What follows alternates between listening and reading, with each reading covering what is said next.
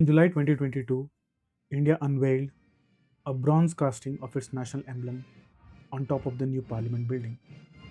6.5 meters tall, 9,500 kilograms, four lions. And almost immediately, the country began to argue about their expression.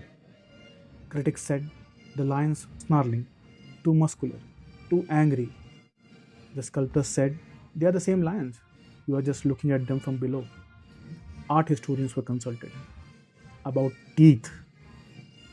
The original sits in a museum in Sarnath. It was carved around 2200 years ago for an emperor named Ashoka. The argument, underneath the argument, was about him. Calm lions for a calm king. Angry lions for what exactly? Everyone in the debate knew what Ashoka's lions should look like because everyone knew who Ashoka was, the conqueror who saw a battlefield, broke, and then became a saint.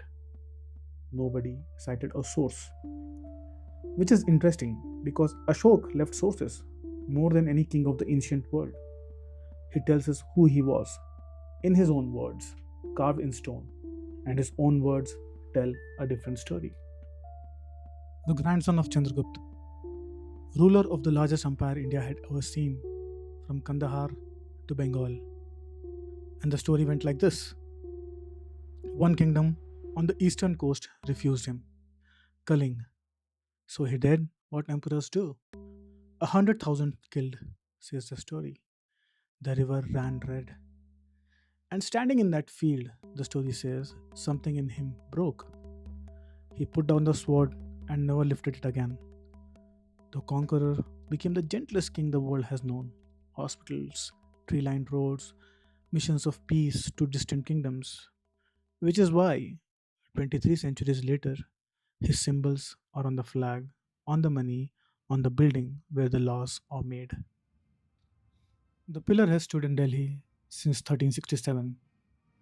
A sultan found it 200 kilometers away, wrapped it in silk and cotton, and hauled it here on a carriage of 42 wheels because it was beautiful and because no one could tell him what it said. Firoz Shah summoned his scholars. They studied it, they failed. Locals had a better answer. It was the walking stick of Bhim. The script had been dead for centuries, a writing system no living person could read, on monuments no one could ignore. For 5 centuries, people copied the letters the way you would copy a pattern, beautifully, blindly. The man who finally read them wasn't a linguist.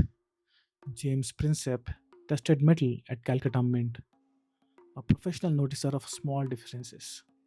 Inscriptions from across India were landing on his desk, all in the same dead script.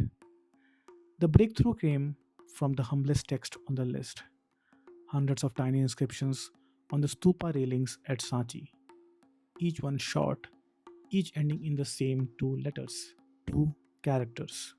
Danam, gift. The alphabet fell in beaks.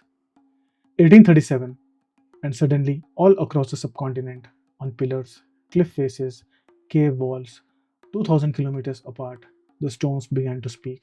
And they spoke in one voice, one author, one king, who called himself beloved of the gods, he who looks with kindness, a magnificent name belonging to no one king in any history anyone possessed. Princep guessed a ruler of Ceylon. He was wrong. The answer was waiting in a chronicle that Buddhist monks in Sri Lanka had been copying, palm leaf by palm leaf, for over 1,000 years. The history of the faith gave that exact title, Piyadasi, as an anointing name, a name everyone in India now knows. The king's own words could not identify him. It took the monk's legend to give the stories their name back. The two archives that we argue, the edicts and the chronicles, are only readable together. Each is the other's key. From here on, when the stones speak, we can read them. Bharat Khoj opens with a quote from H.G. Wells. Before we meet the prince, we are told how to see him. One name, shining alone like a star. The stones are less generous. Their author does not call himself great. He does not even call himself Ashok. He is beloved of the gods, he who looks with kindness. A title repeated until it becomes a voice. The first drama is about credit. A revolt at Taxshila has been put down. Sushima holds the office. Ashok, the ministers insist, did the work. The northern legends do connect both brothers to Taxshila. They do not preserve this meeting or this argument about trade. This is Bharat Khoj building a political world around a much thinner tradition. Then Ujjain. Here the chronicle gives him firmer ground. Ashok really is remembered as the prince sent to govern there. It also remembers Devi, a merchant's daughter from nearby Vidisha. The rest, the disputed monastery land, the ban on preaching, the tax reform, belongs to the cities. But notice what kind of prince it invents: one who listens, calculates, and settles religious conflict without pretending it has disappeared. Years later, the king on the rocks would tell every sect to watch its speech. Do not praise your own faith by insulting another. That does not prove this scene. It tells us where Bharati Khoj found its young Ashok, in the policies of the older one. Then the useful prince orders a man hanged before sunrise. We cannot trace Chandrasen or this execution to the edicts or the chronicles we have checked. Bharati Khoj wants it here. Competence in this code includes killing quickly. The later Ashok will boast that violence has declined under Dhamma, not vanished, declined. The stone offers no alibi for this scene.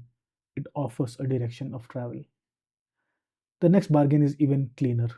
Tax reliefs wins the merchant. Ashok asks them to finance an army. Then he asks for Devi's hand. The chronicle gives us Devi, it does not give us the bargain. That is Bharate Khoj's politics. Reform creates loyalty. Loyalty becomes money. Money becomes force. When word comes that Bindusara is dying, Ashok marches for the capital. On this much, the traditions agree. They also agree that the succession was violent. What they disagree about is almost everything else. The Mahavamsa says he killed his eldest brother, the 99 brothers in all. The northern story gives him a minister, Radhagupt, and a rival, Susima. Bharate Khoj stitches the versions together. Disguised soldiers entering in small groups, ministers changing sides, a deathbed regency. And there is a gap 4 years between taking power and being consecrated. The chronicles fill it with blood. The edicts simply begin counting afterward. Bharati Khoj pauses to name the Divyavadana, then gives Sushima a confrontation and an order for his death. The older northern story kills him differently in a trap at the city gate. Same rival, same outcome, different scene. Years later, Rock Edict 5 mentions Ashoka's brothers, plural, alive, with households of their own. That does not make him innocent, it does make the massacre less tidy. Tsushima survives in a legend because the loser left no archive. The winner wrote across a continent. The loser could not keep even the manner of his death. The rock records. Bharate Khoj here reconstructs. The legend judges. And the northern Buddhist legend remembers something darker. In the Ashoka Vadana, Ashok builds a prison disguised as a beautiful palace. Anyone who enters is tortured and killed. It becomes known as Ashoka's hell. This was written long after his reign. But notice the question behind it. How does a king remembered for cruelty become a model of Buddhist kingship? Bharate Khoj gives us a death sentence. The legend gives us hell. The pillar gives the condemned 3 days. Then we start with music, wine, and monks arriving at the worst possible moment. We have found no old source for this party. It's a setup. The first rock edict does not ban pleasure, it counts animals. The royal kitchen once killed them by the 100,000. Now, two peacocks and one deer. Soon, the king promises, not even these, not purity, a graph. Then Tissa sits on the throne and is sentenced to death. This strange story does not have a source. In the Mahavamsa, Tissa wonders why monks look so cheerful when other people feed and house them. Ashok gives him the kingdom for a week and tells him he will die when the week is over. Suddenly, none of the pleasure reaches him. Bharat Khoj adds the prank and the courtroom trap. The lesson is old. And the stone also has an answer, though not on a rock. Pillar Edict 4 says condemned prisoners receive 3 days before execution. Time for an appeal, a gift, a fast, a better next life. The death penalty remains. Mercy is the delay. The chronicle eventually makes Tissa a monk. Bharate Khoj shortens the rope. The brother who spent a week fearing the loss of power simply walks away from it. Why invade Kaling? The edict never says. Trade is falling, caravans are being tasked. The council proposes a trap, pull back, draw Kaling's forces together, burn the crops, poison the wells. Ashok agrees. We have not found these details in the edicts or the chronicles. This is Bharate Khoj closing the most important gap in the record with a theory of its own. The rock begins later, 8 years after the consecration. Kaling was conquered. Bharate Khoj takes its numbers from that sentence and changes the nouns. The rock says 100,000 people were killed and 150,000 carried away. Bharate Khoj calls the dead enemy soldiers. It sends the deported to cultivate wasteland. Then it adds a stillborn child waiting at home. The number are Ashoka's. The explanations are Bharate Khoj's. And then remorse. This part is on the rock. After Kaling was taken, the king says that the killing and removal of conquered weighed painfully on him. Bharate Khoj sends him to Tissa. The chronicles do not. The southern tradition credits a young novice gnome named Nigrodh. Northern traditions tell other stories. Bharate Khoj chooses the brother we already know and lets the two men argue about guilt, punishment, kingship, war. Ashok's own version is quieter. He had been a lay disciple for more than 2.5 years. For much of the time, he admits he did not try very hard. Then, for a little over a year, he did. The Ashokavadana chooses a different turning point. A Buddhist monk enters Ashok's prison and survives its torments. The miracle breaks the prison's authority, and the king begins to change. Not Kaling, not a battlefield, a monastery tale about a torture chamber. Different traditions needed different moments at which cruelty could become devotion. Kaling is conquered, 150,000 carried away, 100,000 killed, many times that number dead. Remorse and the conquest redefined as conquest by Dhamma. Religious speech: do not praise your own sect by condemning another. Honor another and you strengthen your own. Medicine for humans and animals, herbs planted where they did not grow, wells and trees along the road. And Kaling itself, not an apology to the conquered, but instructions to the officers governing them. All men are my children. Be impartial. Do not prison or torture without reason. Officers of Dhamma, charity, public instruction, fewer animals killed, fewer official festivals, 5 inscriptions, one after another on national television. But it stops one sentence early. In the same edicts as the remorse, the king turns to the forest people under his rule. Change your ways, he tells them. And remember, even in repentance, I still have the power to punish. There is another omission, this one geographical. The remorse was published across the empire, except in the principal Kaling versions at Dholi and Javada. There, the conquered receive instructions to their governors: be patient, avoid arbitrary imprisonment, keep the frontier peoples unafraid. Humane administration, not apology. After the edicts, Radhagupt asked the obvious question: if the border army is reduced, what happens when someone attacks? The conversation is invented. The problem is not. Ashok keeps the army. Bharate Khoj has him say that morality is backed by strength. Almost the same tension carved into Rock Edict 13. Dhamma does not replace force, it changes the reason given for using it. The army remains, so does the warning. Social responsibility, human dignity, unity without strife are all there. The lions and wheel become the proper emblem of modern India. We have left Ashok's account now. This is independent India explaining why it chose him. The final scene returns to the chronicles and rearranges them. In the Mahavamsa, Mahindra carried the teaching to Lanka. Later, Sangamitta carried the branch of the Bodhi tree there. Bharat seems to hand the sapling to Mahindra and sends Sanghamitra somewhere beyond the frontier. The rock does not claim a message sent abroad. It names Greek kings and calls this conquest by Dhamma. But the children and the tree belong to the Sri Lankan chronicle. Bharat Khoj folds both archives into one triumphant ending. The Ashok Vadana gives the great patron a stranger ending.